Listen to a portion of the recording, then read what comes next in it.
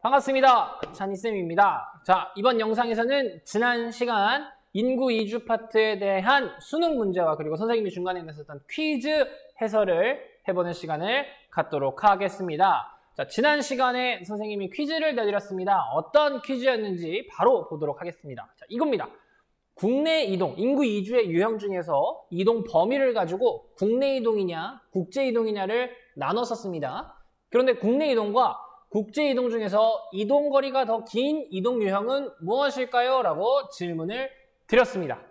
그러면 더 긴 이동은 무엇일까요? 선생님이 보기를 어떻게 드렸냐면 1번 국내 이동, 2번 국제 이동, 3번 알 수 없다. 이렇게 내드렸어요. 그랬더니 여러분들 중에 가장 많이 선택한 답변이 뭐였냐면 2번 국제 이동이었습니다. 아무래도 선생님 국내에서 이동하는 것보다 국제 이동이 더 이동 거리가 길지 않겠습니까? 라고 답변하는 사람들이 엄청 많았어요. 그러나 답은 알 수 없다입니다.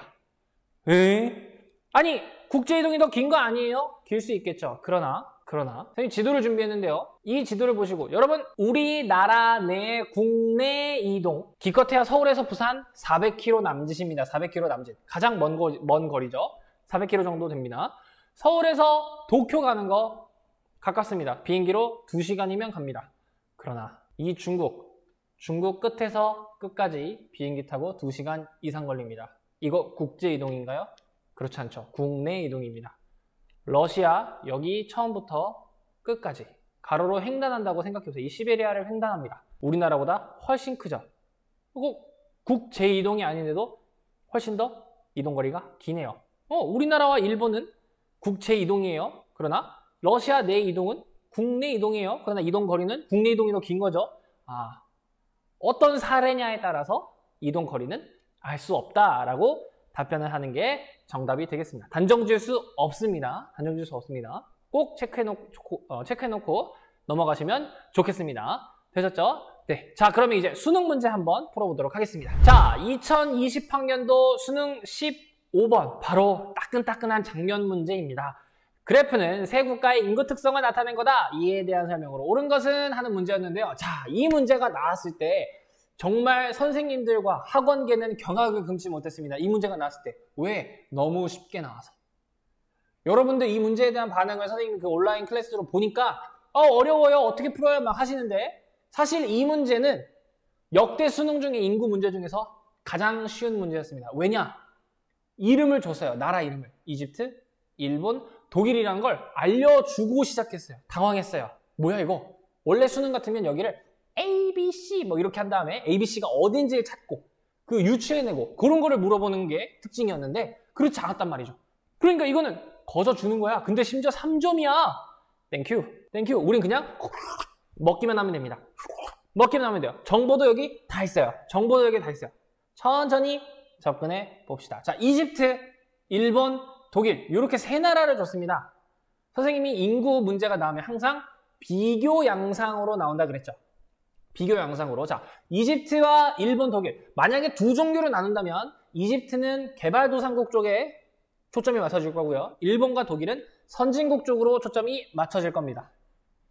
그 얘기는 인구 변천 모형에서 일본과 독일은 이미 아이를 낳지 않고 사망률은 낮아서 고령화, 저출산, 심각한 문제 나타난다라는 걸 알고 있니? 물어본 거고 이집트는 개발도상국이야. 아직도 출생률이 높아. 그런 걸 물어보고 싶었던 겁니다. 자, 그리고 이제 보기를 하나씩 천천히 살펴봅시다. 1번 1950년 총 부양비는 이집트가 가장 낮다. 자, 총 부양비를 물어보고 있네요. 총 부양비가 뭐예요? 인구 부양비의 총 부양비를 물어본 거예요. 부양비가 뭐였는데요? 생산하는 인구, 경제활동하는 인구가 경제활동을 하지 않는 인구를 먹여 살리는 걸 부양이라고 했습니다. 그래서 이거 어떻게 구했냐면 간단하게 구할 수 있었죠. 어떻게 구했냐면 총부양비 어떻게 구했냐면 생산 가능 인구분의 유소년 더하기 노년 인구 이렇게 구할 수 있었습니다. 그죠? 자, 그럼 총부양비는 이집트가 가장 낮다 이렇게 물어본 겁니다. 자, 계산을 해야 됩니다. 자, 이것도 물어본 친구들아. 선생님 이거 계산 안 하고 어떻게 풀어요? 이렇게 물어보다. 이거 오해했나봐. 선생님이 계산하는 문제를 안 낸다고 했더니 수능에서 계산하는 문제가 안 나온다는 뜻이 아니잖아. 선생님이 안 낸다고 내신에서. 나는 이렇게 막 계산하라고 안 낼 거라고. 비교하는 문제만 낼 거예요. 근데 이거 사실 계산 그렇게 안 해도 돼. 봐봐, 봅시다. 낮다라는 얘기는, 가장 낮다라는 얘기는, 자, 이 수치가 낮으려면 뭐가 커지면 됩니까? 분모가 커지면 됩니다. 분모가 커지면 됩니다. 그죠? 1950년 분모가 가장 큰 녀석, 생산 가능 인구가 가장 많은 친구가 이 총부양비가 가장 낮겠죠. 자, 1950년 수치 여기 나와 있습니다. 조금 글씨가 작은데 이렇게 하니까. 자, 여기 보니까 가운데 회색깔이 생산 가능 인구예요. 생산 가능 인구가 가장 두꺼운 친구가 총부양비가 낮을 겁니다. 어디가 제일 낮습니까? 독일이 제일 크네요. 그러니까 독일이 제일 낮겠죠. 그러니까 1번은 틀렸어요. 됐죠? 그 다음 2번. 1950년 유소년 인구 부양비는 독일이 가장 높다. 이랬습니다. 독일이 가장 높다. 유소년 인구 부양비는 뭔데? 여기서 이거죠? 생산 가능 인구분의 유소년 비율. 자, 이거는 생각해보면은 뭐가 커지면은 값이 커집니까? 분자가 커지면 커질수록 값이 커지겠죠. 그러니까 유소년 부양비가 가장 높은 곳은 유소년 인구 비율이 가장 높은 곳일 거예요. 유소년 인구 비율이 1950년에 가장 높은 곳이 어디입니까? 흰색이에요. 어디입니까? 이집트가 가장 높죠. 그러니까 유소년 인구 부양비는 이집트가 가장 높을 겁니다. 이 2번도 틀렸네요. 3번. 노년 인구 부양비는 일본이 독일보다 더 낮다 그랬습니다. 노년 인구 부양비는 뭔데? 생산 가능 인구분의 노년 인구, 여기 오른쪽 거예요. 오른쪽 거. 여기 A랑 B라고 할게요. 그럼 B가 되겠죠. 이것도 노년 인구 부양비 비교하려면 노년 인구가 더 많은 곳이 부양비가 더 높을 거야. 노년 인구 여기 2015년 물어보고 있거든요. 가장 높은데 와, 일본이 압도적으로 높아. 압도적으로 노년 비율이 높아요. 노년 인구 부양비는 일본이 낮다 그랬으니까 틀렸겠죠. 일본이 훨씬 노년 인구 비율이 높으니까 부양비가 더 크겠죠. 3번도 틀렸네. 4번. 1950년에서 55년 인구의 자연 증가율. 자연 증가율이 뭐였어? 출생률 빼기 사망률. 출생률에서 사망률을 뺀 거였습니다. 그거가 일본이 이집트보다 낮다 그랬어요. 자연 증가율. 여기 알려줬네. 출생률 빼기 사망률 하면 되겠네. 어떤 거? 흰 색깔 거 하면 되겠네. 흰 색깔. 자, 흰 색깔 여기 이집트 1950년에서 55년. 50 빼기 한 30, 한 25. 50 빼기 한 25, 한 25쯤 되겠네. 자연 증가율은 25 되는 거야, 25. 25나 돼. 근데 일본은 흰 색깔 여기야. 한 22, 23? 22, 23에서 10 빼는 거야. 12밖에 안 돼. 그러니까 일본이 더 낮대요. 4번이 정답이 되겠네요. 5번도 볼게. 세 국가 중에서 2010년에서 2015년 인구 1000명당 사망자 수, 인구 1000명당 사망자 수가 어떻게 알아요, 선생님이? 그게 뭔데? 그게 사망률이야. 그게 사망률이잖아, 사망률. 사망률이 가장 많은 국가는 이집트래. 사망률이 가장 높은 국가. 사망률이 뭐였어? 요거네, 요건데. 이 사망률이 가장 높은 국가. 이집트야? 아닌데? 아, 이것도 놀라운 자료네. 일본과 독일이 사망률이 좀 더 높네. 그래서 5번도 틀렸네. 그래서 답은 4번이 되겠습니다. 이거 막 숫자를 계산할 필요까지 없었어요. 이 기본적인 이 공식만 알았으면 우리가 이것도 어려울 수 있어. 자, 분모가 커지면 숫자는 작아지고요. 분자가 커지면 숫자가 커져요. 이 정도는 아시죠? 이 정도를 비교하시면 충분히 풀 수 있어요. 이게 무슨 수학 문제가 아니잖아요. 방정식 풀고 그런 게 아니에요. 충분히 푸실 수 있을 겁니다. 이제 어떻게 푸는지 아셨으니까 이런 문제 유형이 나오면 이렇게 접근을 하시면 되겠습니다. 되셨죠? 다음 문제로 넘어가 보겠습니다. 자, 2014학년도 수능 17번 문제입니다. 조금 시간이 지났지만 의미가 있는 문제라서 갖고 왔습니다, 선생님이. 보시죠. 그래프의 A, E 대륙에 대한 옳은 설명을 보기에서 있는 대로 고른 것은 했습니다. 자, 단 대륙 아메리카는 앵글로와 라틴으로 구분을 했다고 합니다. 자, 지금 2013년 인구하고 2050년 인구가 나와 있습니다. 옛날 수능이니까 그 당시 자료를 썼으니까 그 당시일 텐데 선생님이 보여드렸던 2015년 자료하고 불과 2년 차이밖에 안 나기 때문에 데이터 값이 아주 크게 막 다이나믹하게 변동되진 않았습니다. 그래서 우리가 배운 대로 푸셔도 풀립니다. 자, 보겠습니다. 검정색 2013년, 2015년으로 푸셔도 지금 틀릴 건 없습니다. 네, 볼게요. 2013년에 인구 순위, 대륙별 인구 순위, 선생님이랑 대륙별 인구 순위 했었죠. 가장 인구가 많은 대륙 어디였지? 아시아였어요. 그래서 아시아, 요 B 대륙이 아시아가 됩니다. B에다가 아시아를 쓰고 갈게요. 여기 B에다가 아시아를 쓰고 가겠습니다. 그 다음 인구 2위 대륙 어디였는데 인구 2위 대륙 선생님이 그 인구 외우기 좀 편하게 스토리텔링을 좀 해드렸죠. 이미 우리가 알고 있던 9대륙, 이미 대륙에 있는 그 9대륙에 있는 것들이 인구가 많았는데 그 대륙 크기에 비례해서 인구가 있었다. 제일 큰 대륙 아시아, 그 다음 대륙 아프리카였죠. 그러니까 여기 아프리카가 2위, E가 아프리카가 되겠네요. E, 얘는 아프리카가 되겠습니다. 얘가 아프리카. 네. 3위 대륙 어디였죠? 9대륙 중에 3위 유럽이 되겠습니다. 유럽. 그래서 여기 세 번째 대륙 어디있죠? 요거네요. 요거. D가 유럽이 되겠습니다. D가 유럽. 네. 그 다음에 이제 신대륙들인데, 신대륙에서 순위, 라틴 아메리카가 4위였습니다. 그래서 라틴 아메리카, 그 다음 많은 거, 요거 C입니다. C가 라틴. 그 다음 많은 거, 앵글로였죠? A가 앵글로. 그리고 오세안이 알려줬네. 앵글로가 좀 잘 글씨가 안 써졌네. 앵글만 보이네. 앵글로. 네, 잘 보이시죠? 네, 요렇게 대륙을 찾을 수 있어요. 어떻게? 2013년 인구 순위를 가지고 알 수 있어요.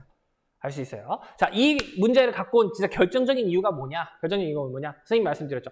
2050년에 갔을 때 인구 통계를 봤더니 여전히 1위 아시아, 여전히 2위 아프리카. 왜? 아시아와 아프리카는 아직 개발도상국이라 인구 변천 모형 아직 2, 3단계에 머무르는 국가들이 많았죠. 그러다 보니 출생률이 아직도 높아. 인구 성장이 아직 두드러져. 그러나 유럽, 앵글로 아메리카 이런 데는 인구 성장률이 낮아. 왜? 인구 변천 모형의 선진국이다 보니까 거의 4단계, 5단계에 이르러서 자연 증가율이 매우 낮다 보니까 인구 증가율이 낮아. 그래서 선생님이 역전된다 그랬죠. 어디랑 4위하고 3위하고 손가락이 왜 이래? 4위하고 3위하고 역전된다 그랬어요. 거기가 어디야? 유럽과 라틴이 순서가 역전된다 그랬어요. 그래서 보세요. 2050년 순위를 보시면 얘는 7.8, 얘는 7.3 역전됐어요. 요걸 가지고도 알 수 있습니다. C와 D가 뭔지. 보셨죠? 그래서 왜 선생님 앵글로는 왜 이렇게 인구수가 적어요? 앵글로는 국가가 뭐밖에 없어? 캐나다하고 미국밖에 없어. 통계가 두 나라밖에 안 들어가니까 항상 통계에서 앵글로는 후순위일 수밖에 없어요. 그런데도 얘들아 경제 규모는 세계에서 압도적인 거니까 정말 미국이 대단한 나라인 거지. 갑자기 이 문제를 풀다가 얘기하는 건데 그 미국이 여러분 정말 축복받은 나라입니다. 지리적으로 봤을 때요. 이렇게 축복받은 나라가 없어요. 그쵸? 여러분 미국 어디인지 아시죠? 왼쪽에는 서쪽으로는 태평양, 동쪽으로는 대서양. 신기조산대 로키 산맥 지나가죠. 그러니까 신기조산대와 관련된 자원 다 있죠. 동쪽에는 에팔레치아 산맥 있죠. 에팔레치아 고기조산대죠. 고기조산대와 관련된 자원 다 있죠. 남쪽에 멕시코만이라고 있는데 멕시코의 그 바다. 멕시코만에 석유 어마어마하게 많죠. 그 내륙 지역은요. 스텝기후예요. 스텝기후. 우리 배웠죠. 스텝기후에서는 뭐가 잘 된다고 그랬어요? 농사가 흑토 엄청 잘 된다고 그랬죠. 거기서 대규모 농장이에요. 그래서 세계 농업 그 브랜드를 세계적인 다국적 기업을 미국이 다 갖고 있잖아요. 여러분 아시잖아요. 막 델몬트니 뭐 대리니 뭐 그다음에 뭐 그 있잖아요. 등등등등 그런 것들 다 미국 겁니다. 미국 거. 미국이 정말 경제를 주름 잡을 수 없을 그런 땅이었어요. 뭐 아무튼 저기 좀 그냥 잡지식을 얘기해봤습니다. 아무튼 이렇게 대륙을 구분했습니다. 그리고 이제 선지 볼게요. 기억 A는 모든 대륙 중 인종 간 혼혈 인구 비중이 가장 높다. 자, 앵글로 아메리카는요. 미국하고 캐나다예요. 미국하고 캐나다에 혼혈 많이 사시는 거 보셨어요? 미국하고 캐나다에 혼혈 인구가 많이 사는 게 미국하고 캐나다는 백인이 엄청 많죠. 유럽인들이 세운 나라니까요. 백인이 엄청 많고 거기에 뭐 흑인도 좀 있고 아시아인들도 있고 히스패닉도 조금 가서 살고 있는 그런 대륙인 거죠. 니은 C 대륙의 남서부를 중심으로 히스패닉이 집중 분포한다 그랬습니다. 히스패닉이 뭔데요? 라틴 계열 사람들을 얘기합니다. 어떤 라틴 계열이냐면 멕시코나 그 라틴 아메리카에 살고 있는 스페인어를 쓰는 사람들을 히스패닉이라고 말합니다. 자, 근데 C 대륙은요, 라틴 아메리카거든요. 이미 라틴 아메리카인데 라틴 아메리카의 남서부에 히스패닉이 집중 분포한대. 틀린 설명이고요. 사실 이거의 어떤 대륙의 설명이냐면 미국의 설명입니다. 미국이 멕시코하고 국경을 맞대고 있죠. 그래서 멕시코에 있는 사람들이 많이 그쪽으로 넘어오다 보니까 미국의 남서부에 히스패닉이 많이 집중 분포하고 있거든요. 그래서 니은은 틀린 선지, 설명은 앵글로 아메리카에 대한 설명입니다.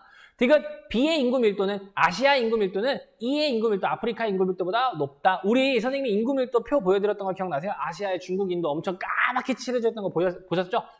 인구 밀도가 훨씬 높았습니다. 아시아는 왜? 아시아는 무슨 식량 자원을 먹고 있었죠? 쌀을 먹고 있었죠. 네, 우리 다음 도시 배우고 나서 이제 식량 자원 들어갈 건데 그때 쌀의 특징 배우면서 또 아시아가 인구 밀도가 높은 이유를 한 번 더 언급을 할 겁니다.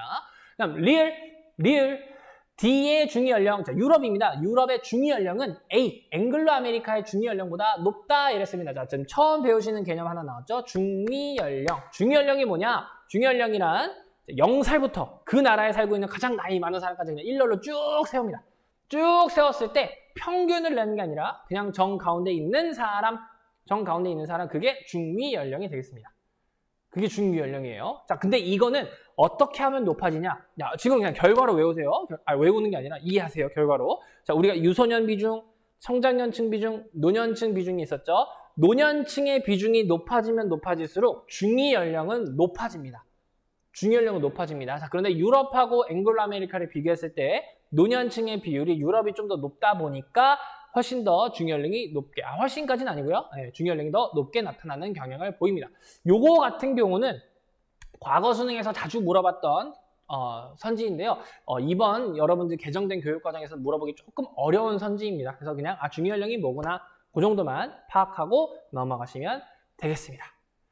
되셨나요? 네. 자, 이번 영상에서는 인구지리 문제풀이만 하는 걸로 마치도록 하고요. 다음 영상에 선생님은 또 다른 개념 영상을 가지고 오도록 하겠습니다. 궁금하신 거 있으면 언제든지 질문 댓글로 남겨주시고요. 영상 보느라 고생 많이 하셨습니다. 그럼 다음 영상에서 만나요.